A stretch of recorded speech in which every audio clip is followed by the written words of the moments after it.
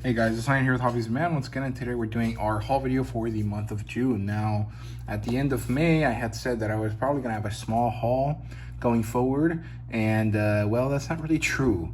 I ended up with a large haul this month, kind of unexpectedly, but also maybe completely expectedly because it never goes the way I expect it to. So, it is what it is. I am very happy with my haul this month, and it's been pretty varied. There's a lot of stuff here. There's a lot of manga, there's a lot of comics, and there's also a lot of novels, and specifically stuff that relates to Robert E. Howard, since this month was the yearly Howard Days event. So let's get started with the manga here, and then we'll leave the Howard Day stuff to the end, and in the middle we'll have novels and comics and stuff like that, right? So let's move forward with the manga.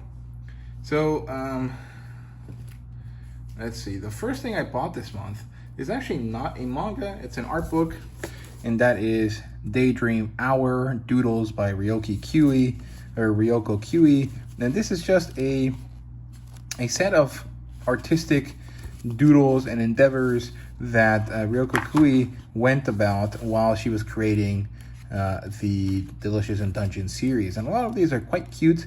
They're not necessarily the most exciting. You might argue this is not necessarily a book worth the cover price of $24.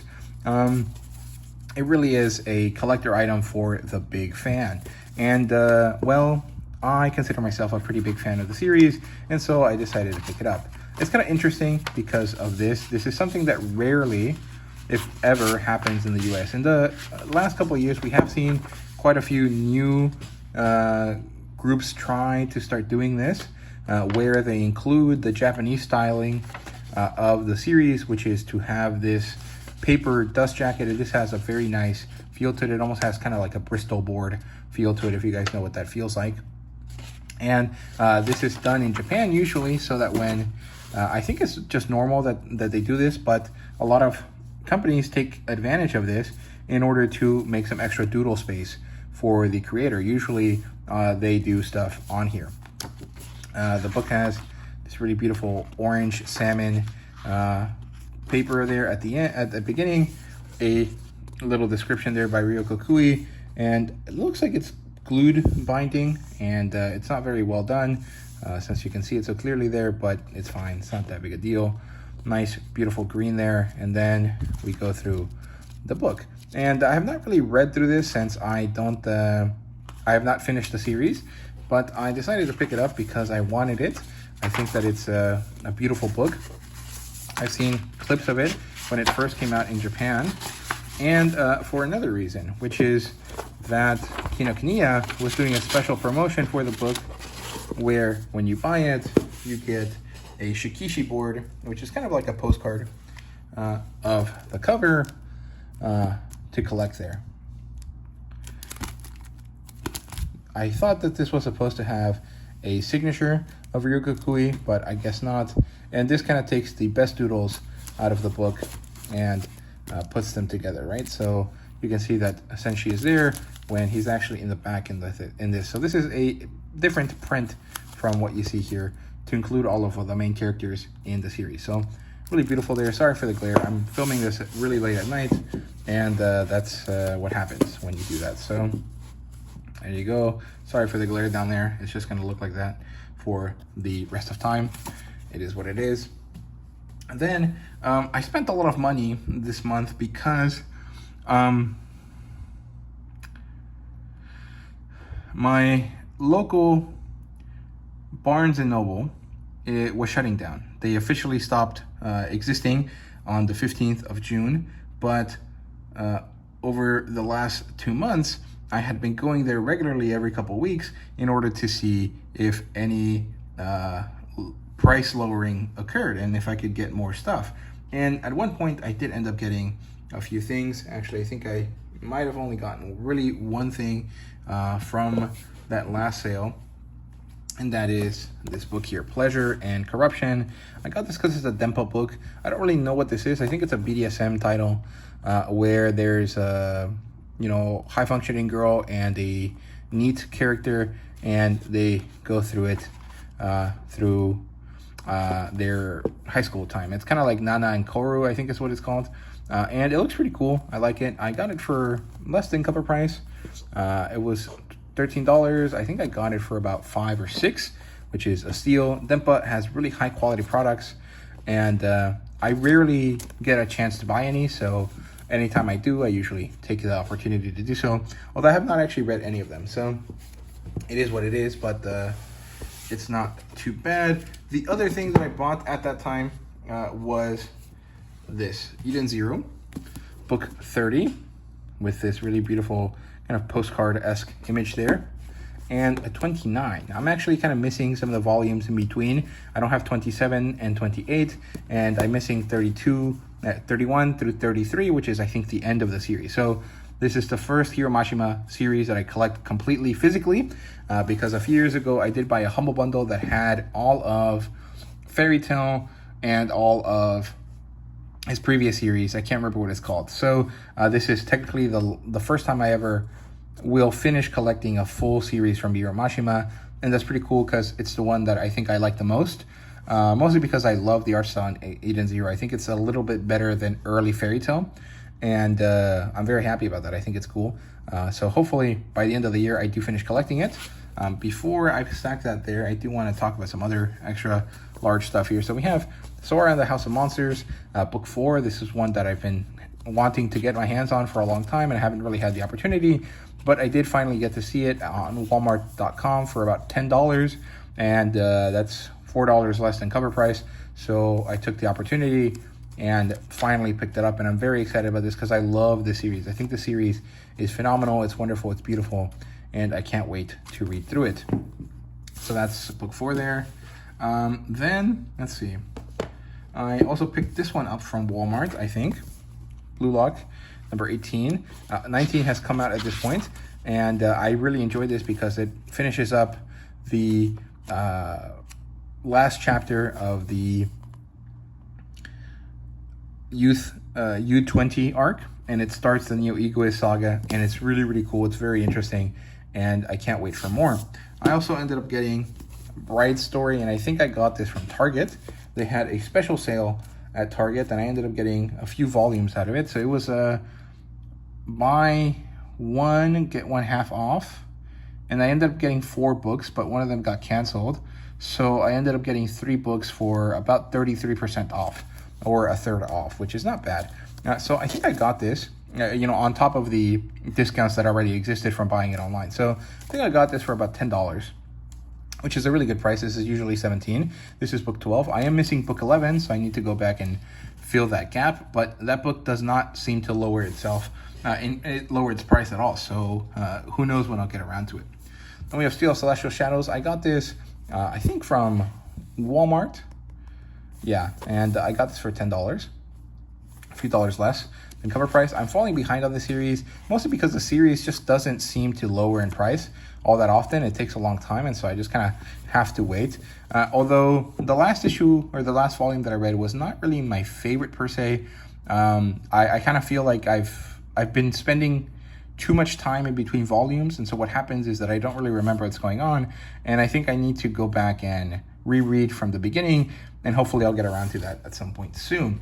So we're coming back to the 2 things that I bought from Target alongside this Bride Story book. So this is Oku. I got this for about $6, and Oku is a pretty interesting series. It follows basically a Y the Last Man type situation where men are severely outnumbered by women, and this is happening in a period of time when men really ruled all of Japan and women had no power. And so suddenly now women end up taking all the power, since a lot of men died out in a plague. And so how does that change? What does that force on society, right? That's what this is about. And it's pretty interesting. I've been wanting to pick this up for a long time. Finally got the opportunity to do so, and I'm excited about it. I can't wait to read it. But I probably will wait, even though I don't want to, until I read through a bunch of historical manga all at the same time. I think that'd be fun. I'm not really sure when I will, though. And then we have Delicious Dungeon number 8. I'm missing number 7, but I got this for such a good deal that I really couldn't pass up getting it. This is stuff that definitely is not covered in the anime, and I got this for I think $7 or $8. which is a great steal. That's basically half price, right? So very happy about that. I love this cover.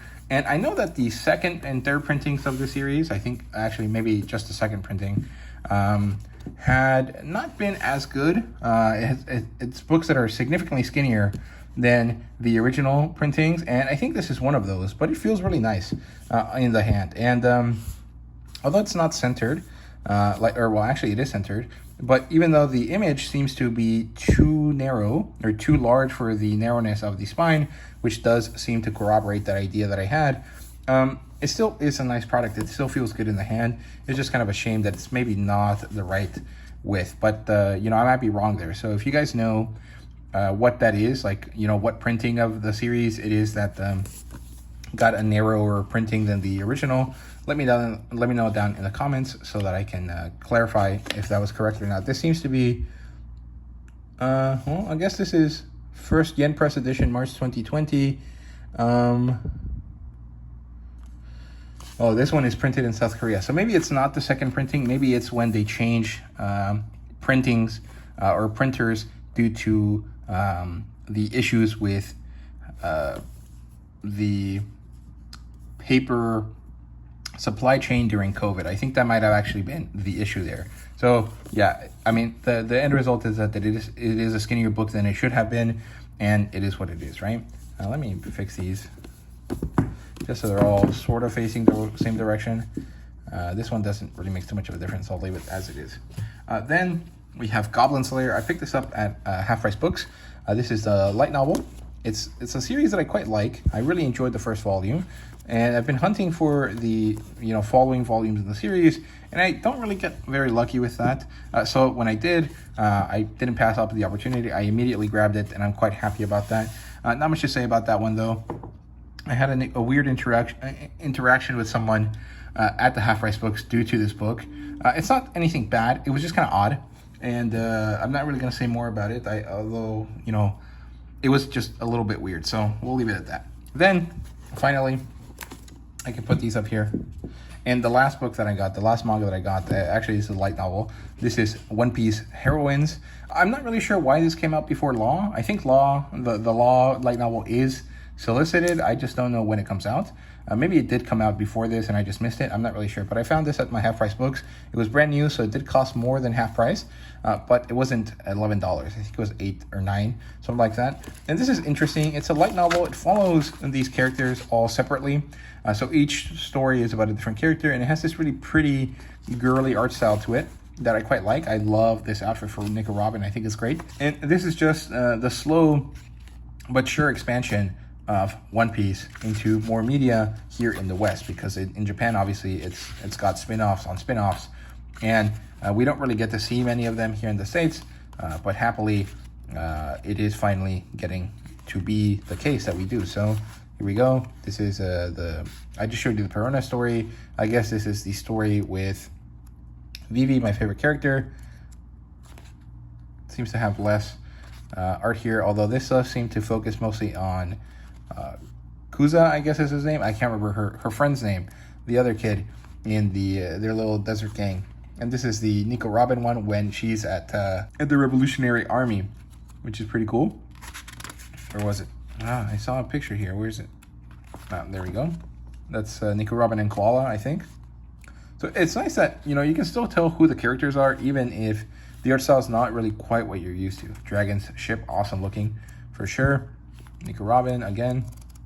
I think the first story is obviously Nami, and I think this is when she goes on a bit of a shopping trip when they first get to Locktown, right? So that's cool. And that's it for the manga here. So from there, let's transition over to comic books. Let's do single issues first, and then we'll do some collected editions. You have Solomon Kane #1. Can I fit this? Yeah, sounds good. Solomon Kane #2, or yeah, this is #2. Sorry, I thought it was #3. By Ivan Gill, that cover's awesome. This is by Alex Hurley, or the cover is. Great stuff there. It's by Patrick Searcher, and it's very, very good. Now, let's see. We've got Energon Universe and Transformers 20. Sorry, I was going to say 21. It's number 20. Here we have Godzilla versus X-Men. This is not a good story. Actually, sorry. This is the best story so far. The one I was thinking about that is bad is actually Godzilla versus the Avengers, which I'll talk about in a second. Here's Witchblade number 11. Great cover here. I love the kind of like biblical angel vibe here in the back. Very nice. Yeah, Bug Wars number 4. Great cover here. I love it. I think this is a Nazar cover. Yeah, it is.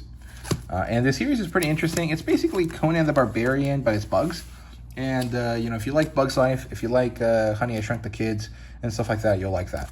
I think it's good. Wonder Woman number 21, a beautiful cover for a middling issue, which just seems to be, you know, something that happens quite often in comic books in general. Here's number 17, a middling cover for an awesome issue.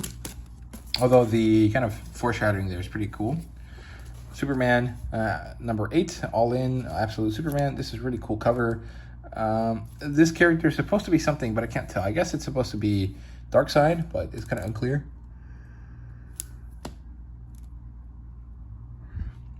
I don't know. Maybe it's not supposed to be a character. Godzilla versus Justice League versus King Kong. This is a Dan Mora cover. It's $1 extra, which is not great, but I still paid it because I love this cover. I think it looks awesome, and I love the yellow. I think the yellow is really cool. It's a color you don't really see often in covers as the main color. TMNT versus Naruto, or ex-Naruto. Great ending here. It really does show what's happening in the volume, or sorry, in the issue, and I love that. I think it's really great when they do that. Conan 21. This is with Dan Panosian as the cover artist, Fernando Danino as the actual artist, and man, he does a great job. It looks really, really awesome. We have Transformers 21. Great Star Wars-esque cover there. Maybe it's not actually referencing Star Wars. That's just what I think about, like the original New Hope poster with Luke holding the lightsaber up, Leia sitting at the bottom of his feet, and Han Solo kind of pointing the gun out to the side, right? Here's The Moon's Falling number 9. Good cover there. Here's number 10. This is kind of a, you know, the cover does work as the ending, but also it just feels kind of boring for the last cover in the series, but overall I guess it's fine. But the series was good. Flash Gordon number 9, good stuff there. I love the posing here of the characters, although I feel like they should have been a bit more central. I understand that the point is to show this, you know, a dagger going into Flash Gordon, but at the same time, you know, maybe frame it a little bit better so that there's less of the shadow and more of the characters being framed in the center, right? But it is what it is. It's not that big a deal. Here's World's Finest number 39. This is just because I'm collecting the We Are Yesterday books. We have Zatanna number 4. Great cover there. Jamal Campbell's artwork is phenomenal. His storytelling is actually pretty good as well. Justice League Unlimited number 7. We Are Yesterday number 5. Good covers here. I think they're all by Dan Mora. They'll look quite good. Although the artwork inside is not necessarily on par with the covers. Here's Bug Wars number 5. This is the best cover out of the lot for what was available for book 5, at least from what I remember. It was not really good. None of the covers were that great, but you know, this clearly shows you what clearly shows you what's going to happen throughout the issue, which is, you know, appreciated because it's kind of rarely you know, done. Here's Flash Gordon number 10. Shows you some interesting work there with the characters, you know, why there are 2 of them. Well, you have to read the issue to find out, but it's a good cover. I like it. Very, you know, beautiful female forward, which is nice. Godzilla vs. Avengers, horrible cover, horrible book. I did not enjoy this one at all, and it's a very big disappointment. I'm very upset about that, but it's whatever. Wonder Woman 22.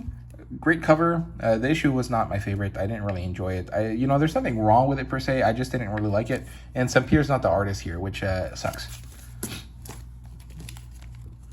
Zatanna number 6. This is the end, or sorry, number 5. This is the penultimate issue, and this is the end of my single issue comic books for now. Great stuff here. I love this. Number 6 has a Frank Cho cover as a variant, and I picked it up alongside the Jamal Campbell books.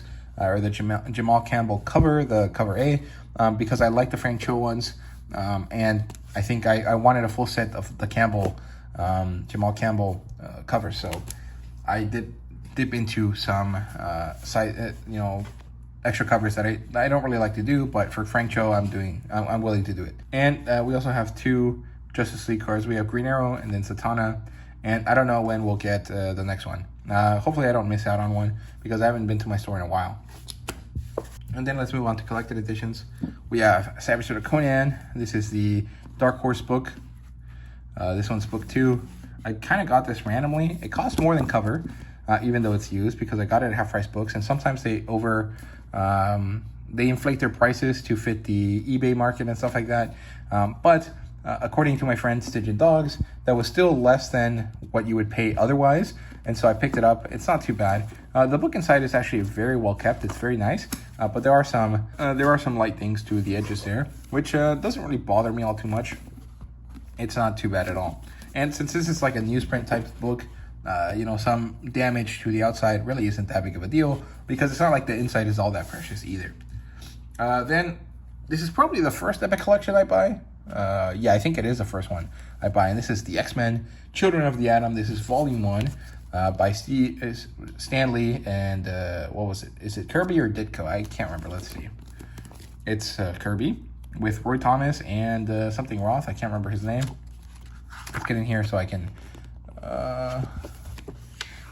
credit the artist properly. Werner Roth. Oh, yeah. Yeah, Roy Thomas as the other one, with Jack Kirby, Werner Roth, and Alex Toth as the pencilers. And I guess the artist, the colorist don't get mentions there. But this is the earliest X-Men stuff, and I picked it up on a whim.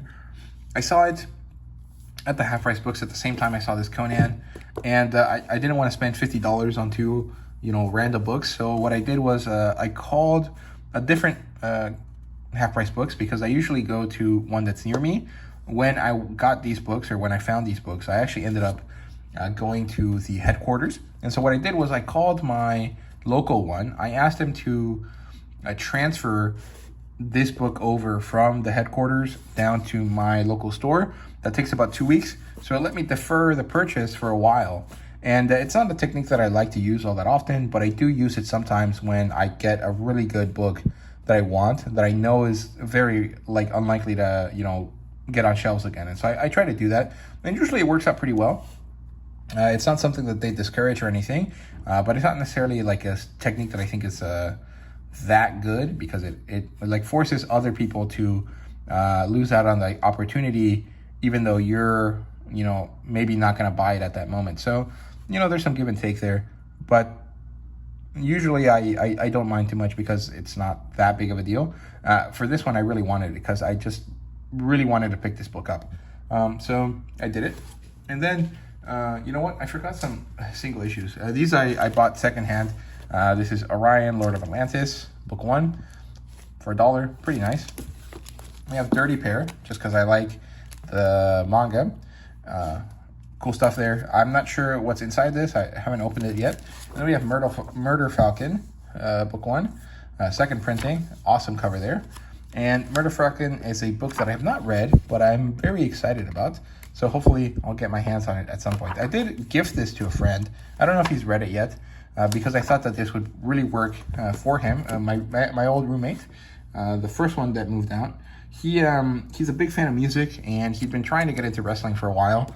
And I found out about Murder Falcon at the same time that he was trying to get into wrestling. And, it's not about wrestling, but a lot of it, especially because Dana Warren Johnson is a big fan of it, feels similar-ish, right? It feels like it has that vibe. And so it's like a big fan of metal music, a big fan of music in general, and rock and guitars.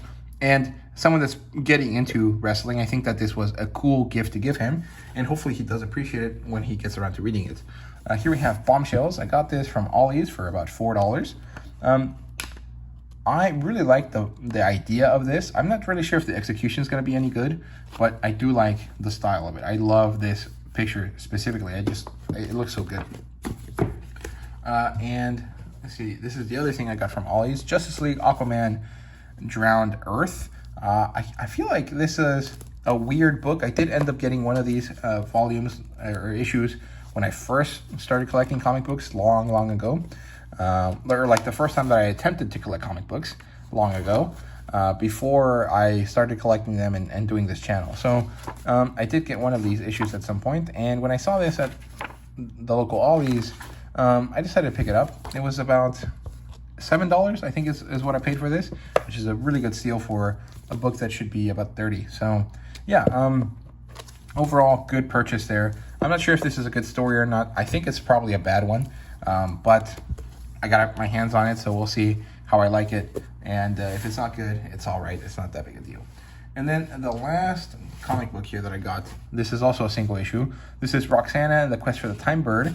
And this is an oversized book. This is by Abby or Abra or ABM. I'm not really sure what that's supposed to be.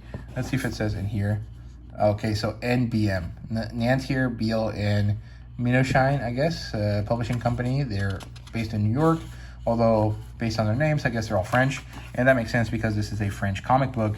And I've been wanting to collect this. I know Titan has a printing of it, or maybe it's Penguin Random House. I can't remember. Someone has a printing of it that is pretty rare. I think you can still get it from their website, but you can't get it in stores or through Amazon. It's very expensive that way. And so I kind of got this on a whim. It was $4. It was awesome.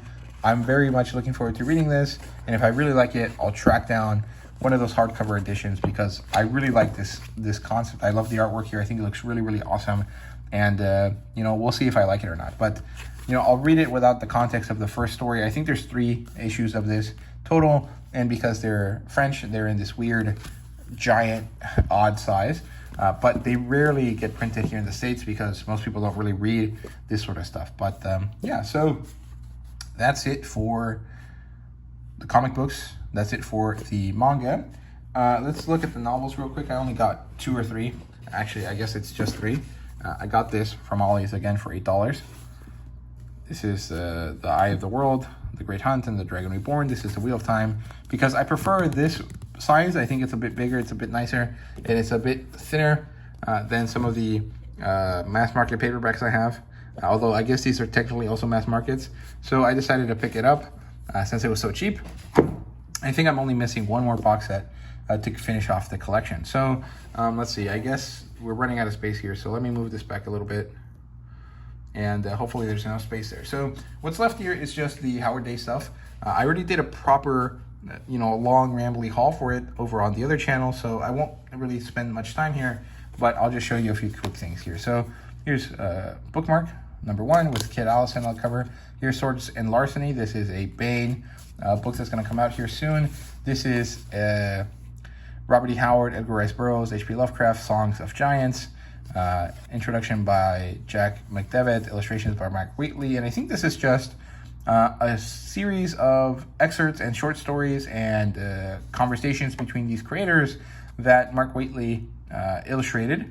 He had a really beautiful book that did it, but it was just out of my price range when I met him at Howard Day, so I just ended up getting the bookmark for free. I got this Pride Month Dragon Slayer sticker, which I think is cute. It's not really my favorite. I don't like the colors all that much, but it's a cool little sticker to put on something, so I will eventually.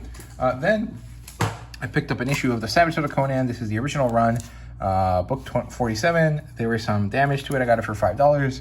It's not great. It's not bad. It's what it, it is what it is. But I got it because of the Treasures of Tranicos, which is a story that I've been reading through and trying to review with some friends over on El Santuario de los Comics, which is a Mexican comic book team, creating YouTube video creating team. Actually, it's just Alfredo, and he has friends that also have YouTube channels.